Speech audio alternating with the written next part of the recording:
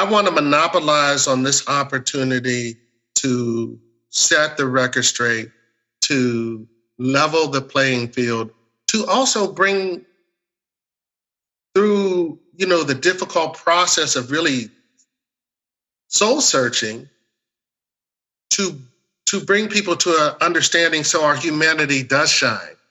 And it becomes less and less about what we are and more about who we are. PowerPoints, power lunches, conference calls, reply to all, endless meetings, constant check-ins, and so much wasted time.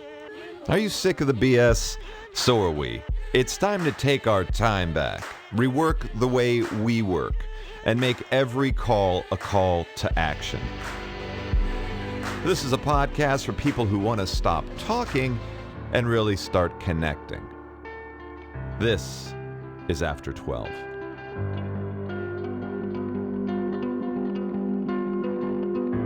Ladies and gentlemen, welcome to After 12, 12 for 12's original podcast series that explores cool companies, brands, messages, and makers, and what compels us to take notice and become fans. We've got another great show for you today. Our guest is an award-winning director, actor, singer, CEO, and artistic director of Atlanta-based Dominion Entertainment Group. He's worked in the theater arts and entertainment for over 30 years, appearing in a variety of stage productions, including Crowns, You're in Town, Queen of the Blues, Higher Ground, Tyler Perry's I Know I've Been Changed, as well as TV and film such as The Cosby Show, Glory, and Showtime at the Apollo.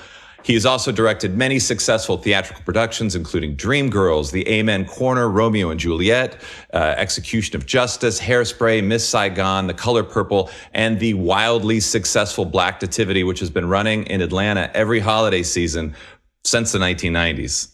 Internet, please join me in welcoming Mr. Robert Connor to After 12. Rob, how are you, brother?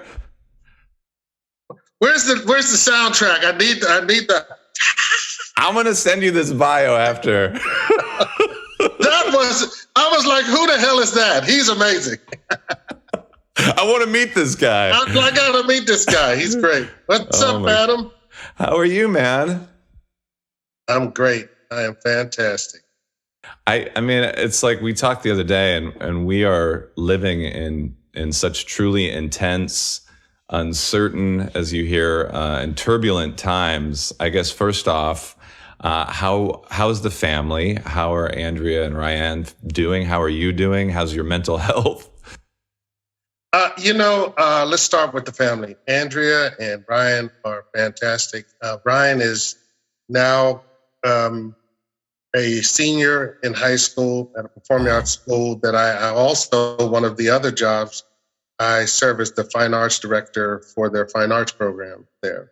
And my daughter, Ryan, is one of the students who's in the chorus program, and she is in a nationally recognized a cappella group that just performed on Facebook for the Facebook graduation 2020.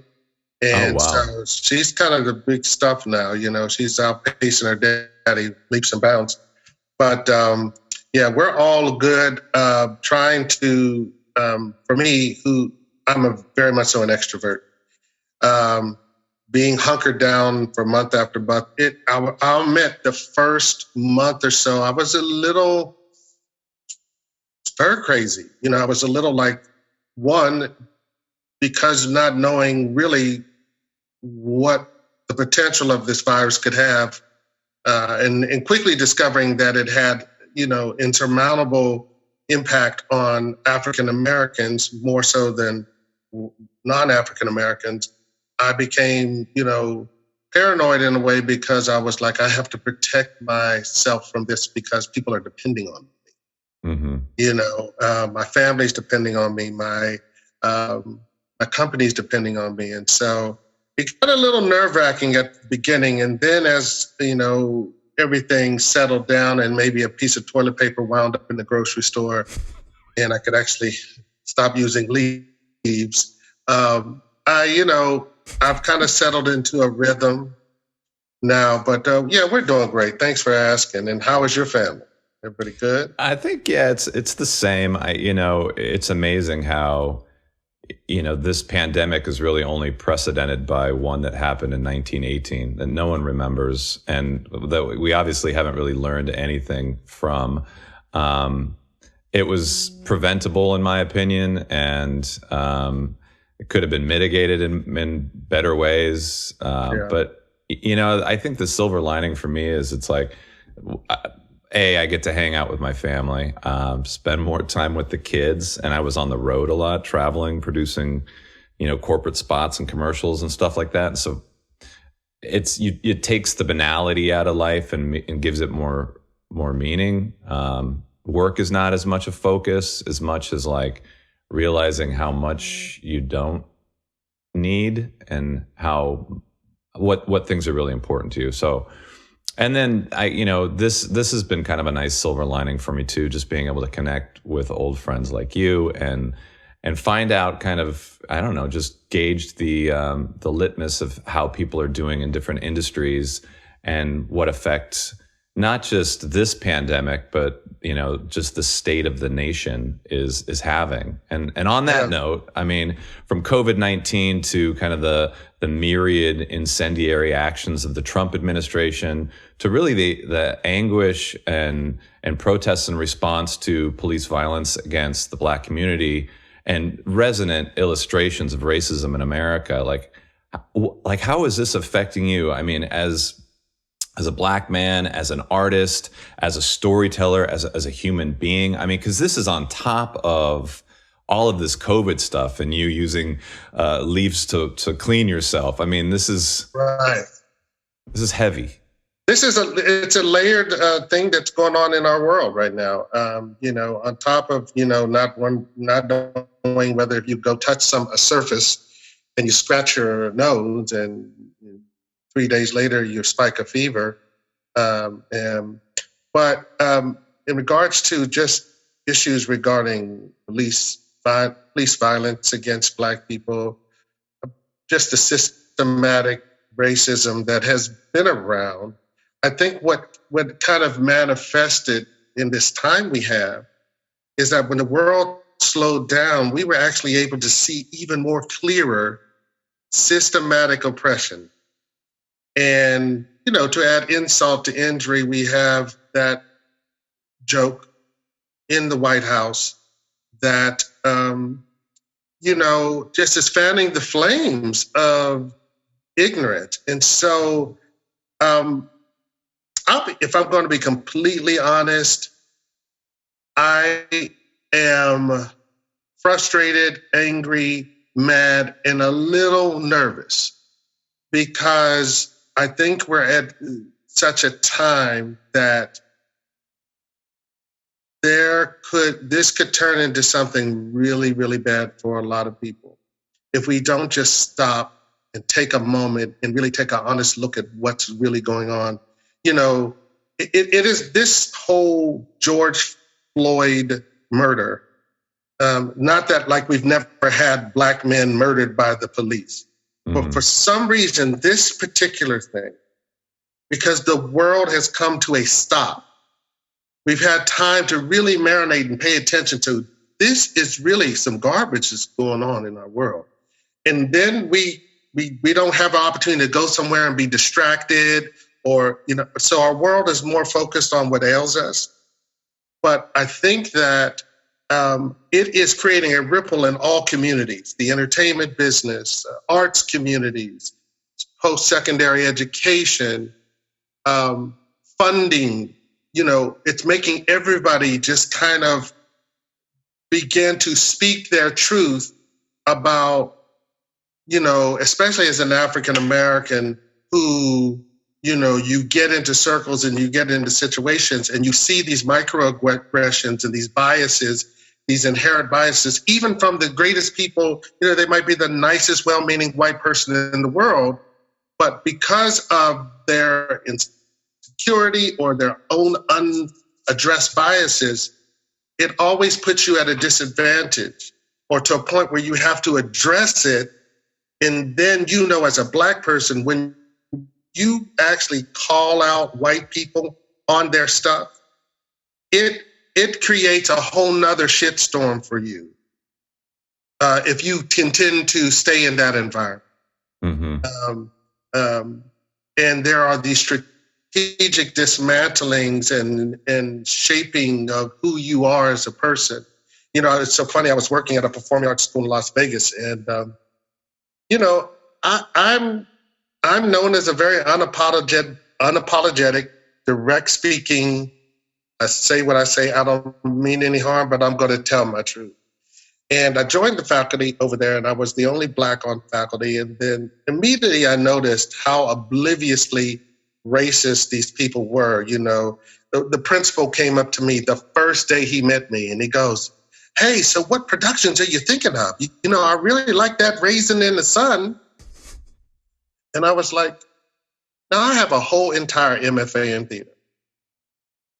The the depth, the scope of theatrical material that I've been introduced to in the years that I've studied theater is vast. Why Raisin in the Sun, sir? Why? You know, and Yeah, we could do more than August Wilson or Langston Hughes or How about let's do Shakespeare or Moliere, or let's do Mamet or whatever. Whatever. Even if it is an African American playwright, if it's Katori Hall, if it's Lynn Nottage, because your privilege has allowed you to pay so little attention to what other people are doing in the world.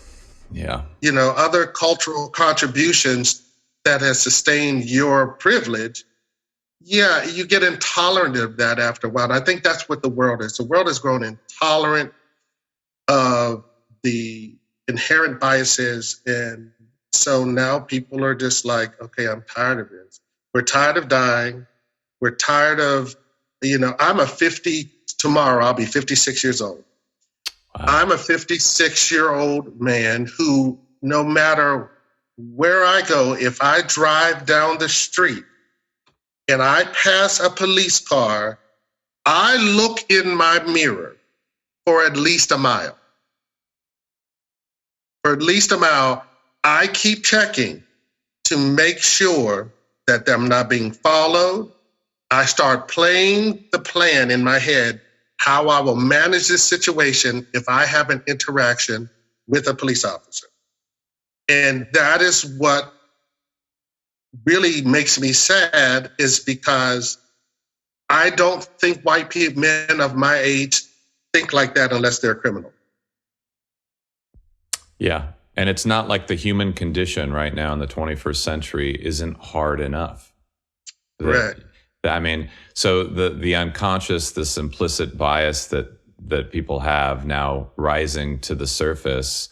I mean, it's almost like an inflection point, or it seems to be. I mean, you know, last March, I was looking in the American Theater publication, and Kalundra Smith wrote, "It is no coincidence that the regional theater movement, which began in the early 60s, and the civil rights movement were so celestially aligned." You know, she even continued saying that when Barbara Ann Teer founded the National Black Theater in Harlem in 68, the neighborhood was reeling from the riots that were wreaking havoc across Black communities after the assassination of Martin Luther King Jr. I mean, her mission was to create space to celebrate Black liberation through art. Do you think, I mean, like what you do, what your job is to educate kids, to tell stories, to speak your truths, do you think that we have reached an inflection point that may actually start to see lasting change? Optimistically, I say yes. Because I'm sometimes a realist, I think there's a part of me that doubts that this will have more than an opportunistic impact on our culture. History will teach us nothing. Only because I know that the root of why there is institutional systematic racism is based on race and power. I believe that, unfortunately, there is a segment of our American society, primarily white males, who fear so deeply of losing the things that they exploited from every other culture that created their standing in the world market, that they will go at through any measure. In our Congress, you can look at that in the Senate, what they're doing, to maintain that. So it's my hope that this levels the playing field. And to the point that you said about Barbara Ann Teer, the Black theater in the 60s movement was in direct response to the outcry to be heard. Yeah. White people don't make theater to be heard. They just don't. They make theater because it's an idea or thought or whim or this, and they have the platforms. Even with film, Black people are relegated to such a narrow subject matter lane, and the weight and pressure on Black artists to be great, to create content that is not only received by their own community, but also, recognized by the white community. We have all of these white community litmus tests on whether our product is good enough.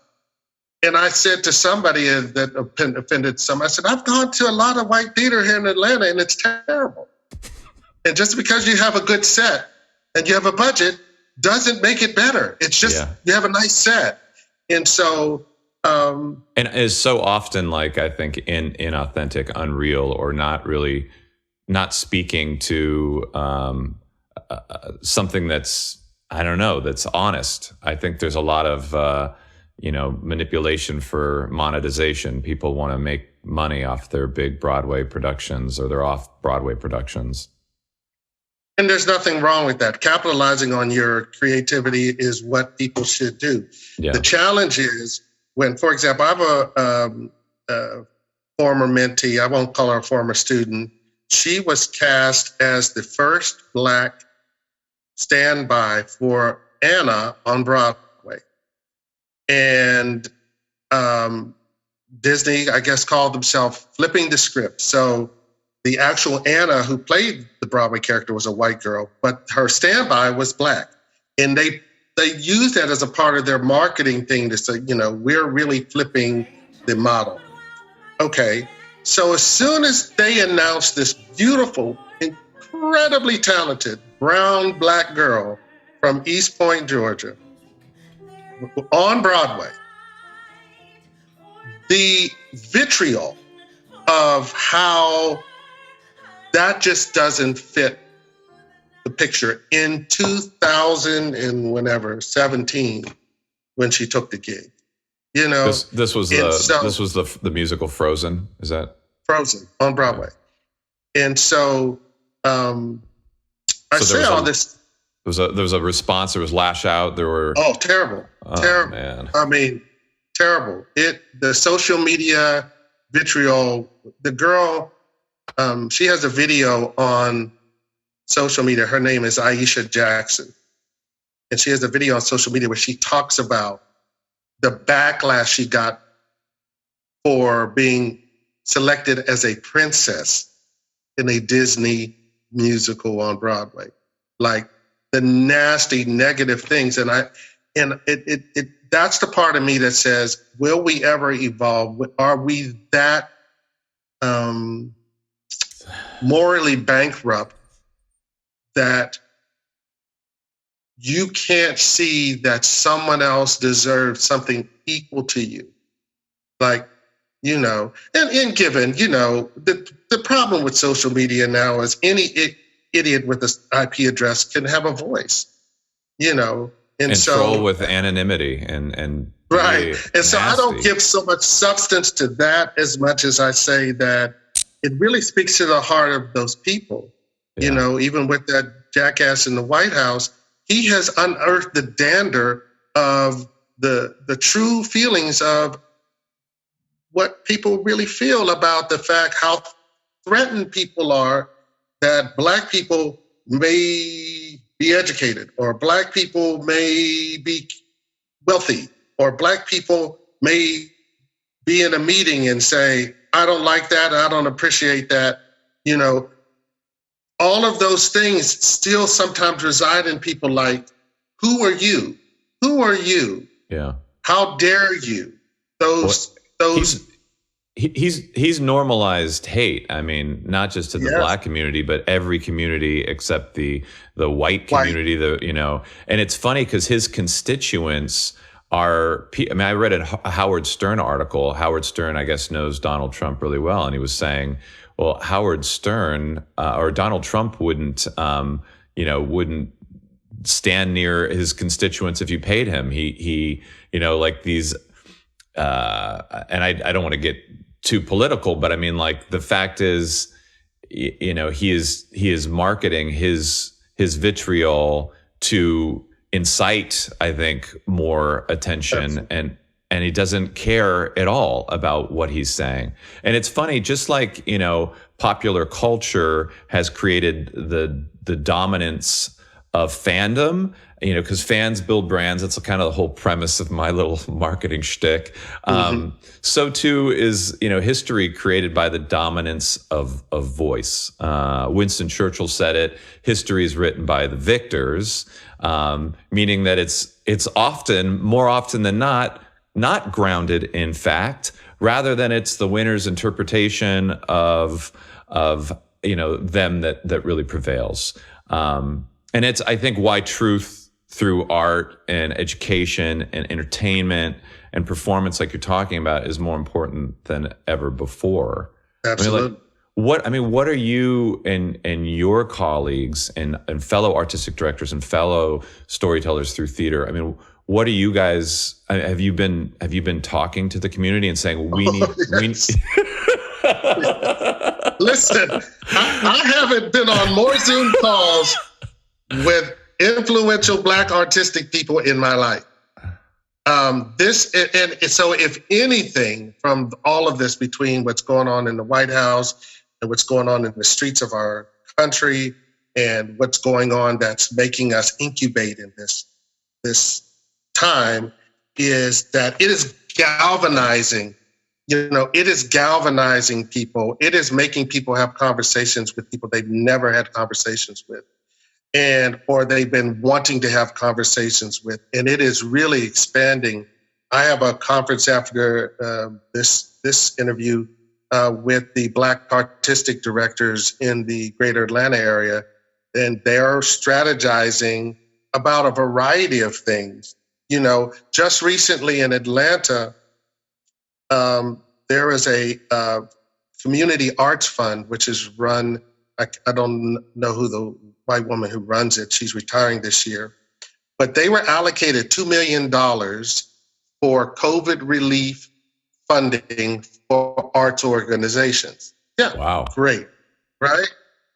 Atlanta is roughly between 51% Black to 54% Black. So the majority culture in Atlanta is Black people. Yep. Okay, great. Successful, educated Black people.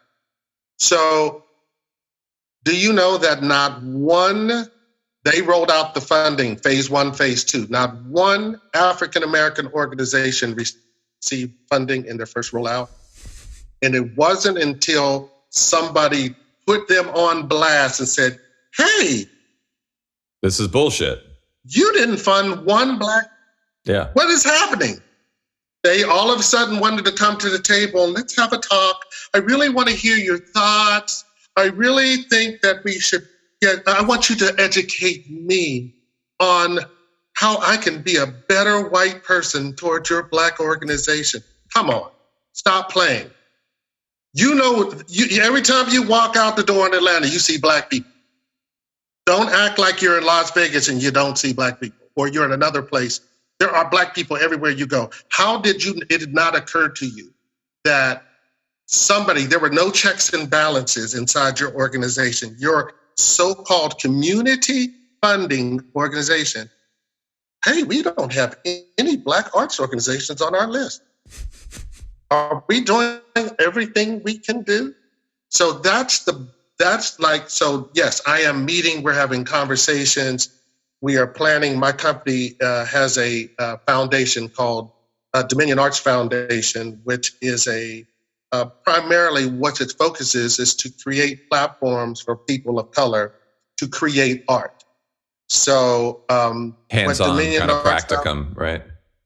Absolutely, because being in this business for now over 30, maybe 40 years now, working on sets, working in professional theater, when you look around and see, you do not see Black and brown people in decision-making roles. You do not see them in stage manager roles or managing director roles, board member roles. You do not see them. And if you do see, you see a token.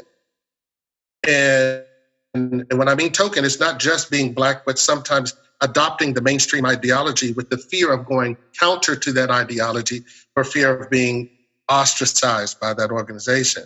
So one of the things that how I want to through this foundation is to train kids, train young people, high school, college age kids in the fields of technical theater, carpentry, all of these entertainment, business related careers, and create internships where they go to these film studios, they go to these radio stations, and they literally do an internship there.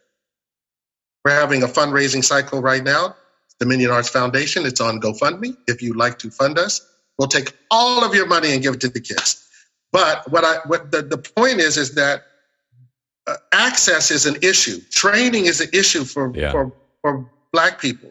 And so we come with gifts, but oftentimes we are left out of opportunity. So we don't know the rules of engagement. And so hopefully one of the goals of the foundation is to create those opportunities so they have a platform, they have a portfolio, and they develop the skills. So those are a lot of the things that if we can monopolize anything from this COVID funding that may come through, and just continuing to open the door, and keeping the damn door open. Yeah. Like, stop closing the door. Yeah. You're not fooled. Yeah. You endow plenty of your incompetent, look at our government right now, plenty of your incompetent cousins and friends, and you give them really great jobs, and they inherit the wealth of this institution. And, I think people are like, there's like this non-ceasing call out, like, no, you don't get a pass. No more passes. We're not hugging and saying it's okay. It's not okay. It's just not okay. And we're tired of pacifying you and making you feel good so you can have a good cry. And then no, this is what it is. Yeah. I mean, more than ever, it's like if you concede to apologize or pat on the back and say it's okay, Nancy, it's okay, Karen, you're going to be fine. Right. It's just continuing the system of, like you said, unconscious oppression, people, and even conscious oppression. Again, thinking about like just normalizing hate in this country. I mean, one of the big soapbox issues that I have is it's just like, why can't we just be human beings and realize that, like, we all have the same needs. We all need food and water and shelter. We all need to be loved. We all need compassion and empathy. And why is it so difficult? And, power, I think, is one thing. People want to have financial superiority is another. I think all of these like bullshit ideologies of like, living in some sort of casted society, like you're here and I'm above you. And, this has made us, I think, not just in the last decade or the last century, but for centuries in this system that, like, again, we only live 70, 80, 90 years, maybe 100 if we're lucky. So it's like every period of history keeps getting recycled because it keeps getting forgotten. And I guess, in light of the fact that, you are a storyteller in this congregational media, right? Where you sit, you experience a live performance of something that's so intimate and yet so powerful. What can theaters do? And then, right now in terms of, in light of all the closures, what are you guys talking about when you get together with your artistic directors on the next call? Like how do you tactically get the message to market to your audiences? Okay, I'm going to answer it because that's kind of a twofold question. I'll be specific. What do white run theaters do?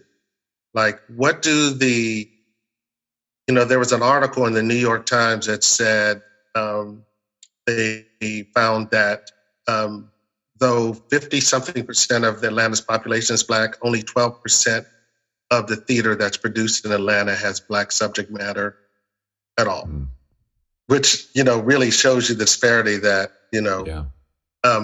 So what do? They dismantle their system by hiring people in decision-making positions. You set mandates, and I think this actually goes to the funding organizations.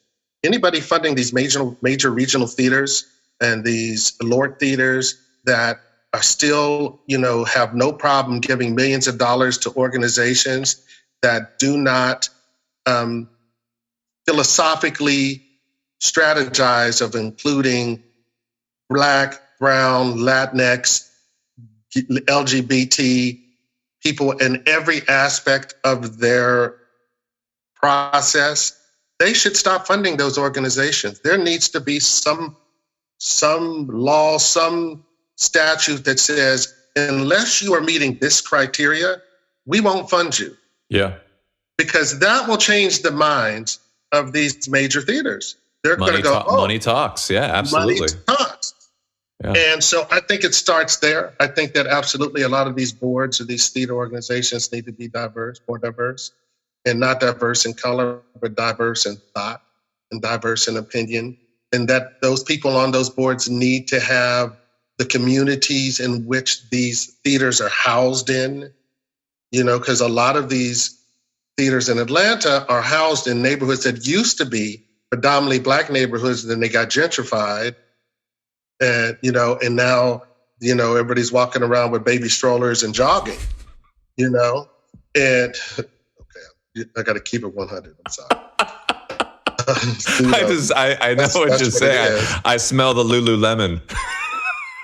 Right. But in the 80s, when I first moved to Atlanta, if you said you lived in Inman Park, you was like, oh, you kind of inner city hood. You say you live in Inman Park and now in Atlanta, oh, you're paying $2,000 for like a 1-bedroom. Yeah. That's what it is. But I think structurally, on the inside, they need to gut it out and systematically, painstakingly place people with voices in those decision-making and be prepared for the conversation. That nobody's always going to go along with you, Karen. So the other thing for us as theater makers, of course, everybody's trying to strategize on how to utilize the virtual platforms now. I'm still a little analog, so I'm begrudgingly, considering programming in that regard. I'm like, come on, please go away, because I love the feeling of real tactile, what theater does for people when you walk in the building. Mm-hmm. But we got to do what you have to do. We're planning for 2021, summer and on, because 2020 may be a wash for live performances, and consider the impact that has on theater as a whole, where your bread and butter is based. And see, one of my companies is a for-profit producing company. So it's not like whether I sell 1 ticket or 100 tickets, we all go out and have a drink. We're not going to drinking if I only sell 1 ticket. You know what I'm saying? So where these regional theater companies that get to spend everybody else's money and they don't really have a fiduciary bottom line like a for-profit company, it's even more difficult for my company, Dominion Entertainment Group, to kind of, okay, let's navigate through this holding pattern that we're in. So it's a little daunting, if I'm going to be honest. It's a little frightening. But I also am of the belief that, and this too shall pass. And so I've been trying to utilize, there's a million ways to be creative. Mm-hmm. I've been working on some of my writing projects. I've been working on developing some of these nonprofit initiatives and utilize some of this funding that we could use to benefit the community at large. So there's ways that we can still be purposeful. There's ways that we can still make a difference. There's ways that we can still be fulfilled artistically. And it doesn't necessarily have to say my bank account has $4 million in it. Because I think if our humanity doesn't heal, it's all for naught. Yeah, I agree with that. And it's all for naught because, I was a little round-head boy from Pittsburgh, Pennsylvania. Now I'm an old round-head boy, but man, who grew up in a football town and was singing and acting. And my father looked at me crazy, like, what the hell is going on with my son? Right? He was really scared. He did not know what to do. But, many years later, I am glad that somebody got behind me and said, you can do it too. And I didn't have as many representations of people of color on stage. And so, it was about my imagination that I imagined could do this. And I imagined that I can do that. And you have this fearlessness that you accumulate over time that, you don't realize that you're not wanted until they tell you, which speaks to how we met, Yeah, right. It's funny because you posted something on Facebook today about, really the context of where we met at the University of Georgia back in the late 90s, going for an MFA program at the University of Georgia. And I think just how much things have changed from that period of time and in terms of, I don't know, just again, the kind of the incendiary context of the country, of the messaging that we hear, of the things that have been normalized, of like the progression of technology you talk about it's got to have the change has to be a top down. You got to follow the money, go to the boards. And I think about just following LinkedIn in the last few weeks, how all of these corporate boards have made the commitment to hire people of color and to open up, inclusion and diversity programs and to allocate funding. And the watershed change comes from critical mass, when the majority of people come together in any society, in any culture and say, I've had enough. This is over. We are changing. When your blood is boiling, that's when I think, the greatest change comes. It's also, when the greatest renaissance happens. You got to have kind of the Black Plague and the darkness to have, the Renaissance, right? You've got to have pestilence to have, to have a rebirth.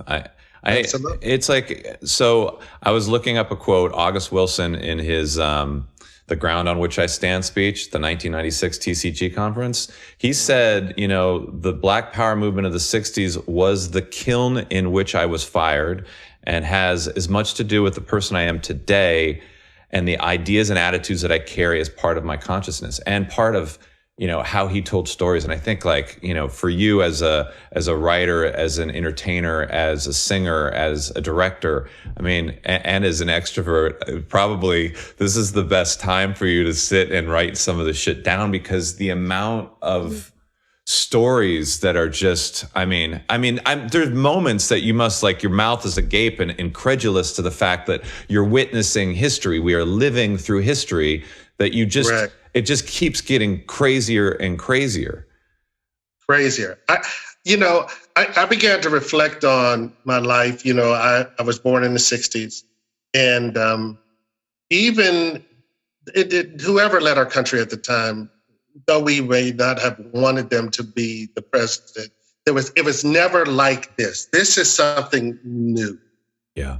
This oven that's cooking, it's almost like the worst perfect storm. It's like the kiln that's melting the melting pot. You know what I mean? It's like, It's destroying the structure. There's no raku. It's just the clay is melting over the side of the kiln. Correct. Correct. And, you know, to that statement that August Wilson made, he took a lot of flack, but he said, you know, we shouldn't be asking white institutions to include us.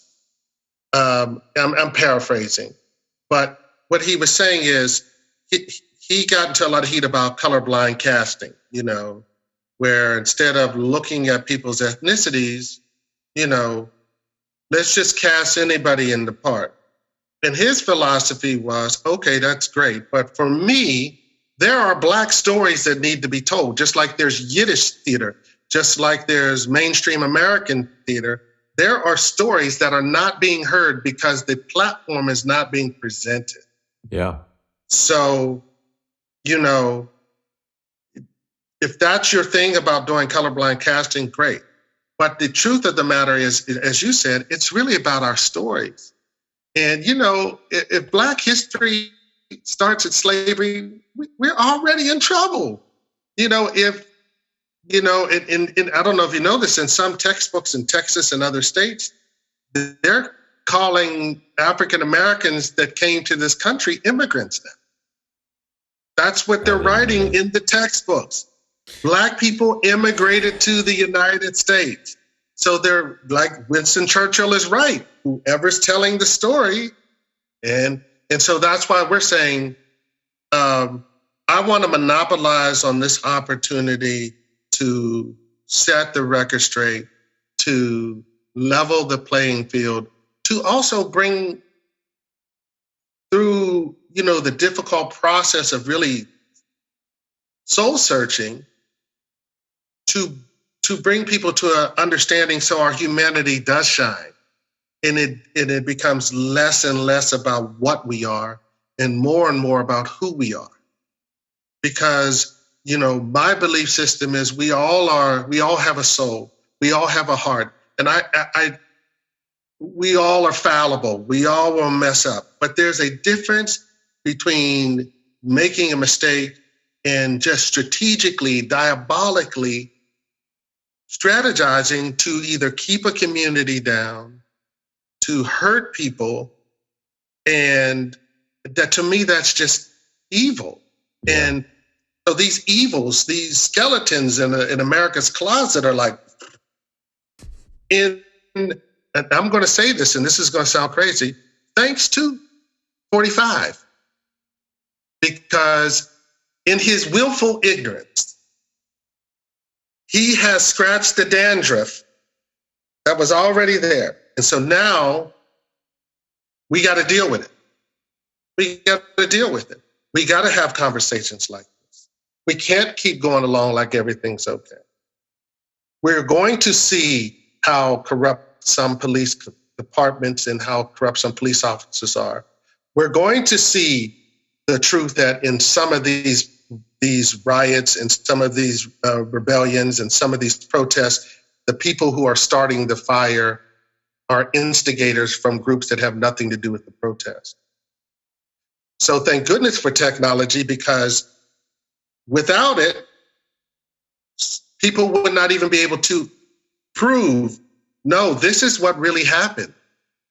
Just think if there were no cameras. How, you know, you just think about the Central Park Five or the Exonerated Five. They didn't have the luxury of cameras to say, no, it wasn't us. Yeah. And systematically, the police department decided we are going to malign the character in the names of these little boys. These are little boys, little Black boys. Little white boys don't have to worry about that. That is where your privilege comes in. That is where the things that you don't have to think about, that we as Black people have to think about every day, it's not a complaint, it's just the truth. Yeah, it is the truth. I doubt if Adam, unless he is doing something illegal, when he driving down the road, when he passes a car, and if he's not speeding, would look in his mirror for a mile to find out if the police are following him. Yeah. I will. And I will continue because I'm valuable to somebody. And I have to make sure that I'm not in a situation where I don't come home. And that's sad. It's so funny because, there's this idea that white people have coined black people as being dangerous. And I can't imagine, this is no indictment of a race, but I can't imagine a more dangerous group of people than some of these white groups that they're storming capitals with guns. They're walking around to the grocery store with AR weapons. That is frightening to me. Yeah. And for what? Fear, hate, amosexuality. I mean, it's bizarre, man. Amosexuality. I like that. I love you, Robert. It's been so great catching up with you. And I look forward to the next step, the renaissance, the rebirth, the righting the wrongs. I say to Nora, if Trump gets reelected, I'm leaving the country. And I've told my parents that too. I don't want to turn my back on this country, but I don't know where we're going. It's not good. And I do agree with you that as much as I want to vilify Trump for every villainous thing he's done, I feel like maybe this is the catalyst to finally undo some of these deep-seated wrongs, especially to the black community. So I'm looking forward to the next day, and I'm glad you're in it. And tomorrow you're going to be 56. I cannot believe it. Well, happy birthday, my friend. And well, thank you. Thanks for joining us today. And I'll be in touch. All right. Love ya. Love you, man.